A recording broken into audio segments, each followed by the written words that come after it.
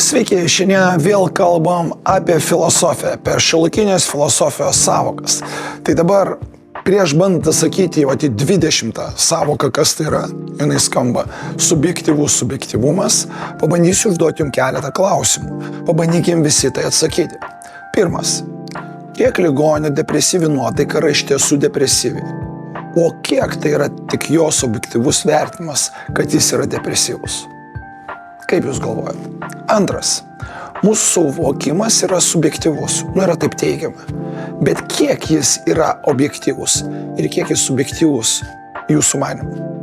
Kiek procentų? Nežinau, gal ne procentais, gal vienetais informacijos galima vertinti. Ir trečias klausimas. Kiek subjektyvume išlieka objektyvumo? Bandant atsakyti šios klausimus, sunku rasti vienprasmišką atsakymą. Aš manau, kad iš tikrųjų net neįmanoma.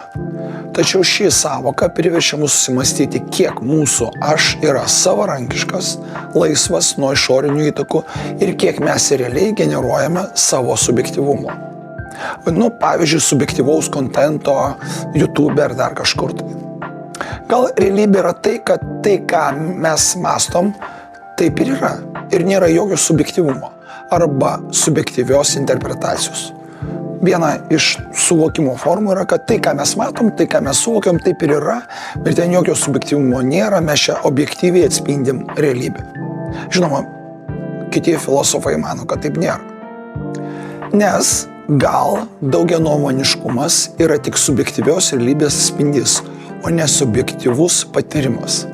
Galbūt mes visi vieninteliai nepakartojami ir tuo pačiu objektyvus ir nėra jokio subjektyvumo, todėl kad kiekvieno žmogaus pasaulis yra individualus ir mes į jį objektyviai žvelgiam ir tokiu būdu pažįstam. Gal iš tikrųjų mes per savo subjektyvumą objektyviai galim pažinti pasaulį.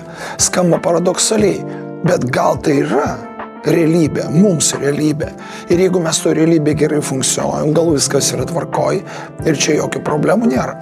Gerai, tai yra tik tai savoka, šiuolaikinės filosofijos savoka, jūs galite manystyti kažkaip kitaip, galite diskutuoti, galite išsakyti savo nuomonę, pabandom galvoti apie tai.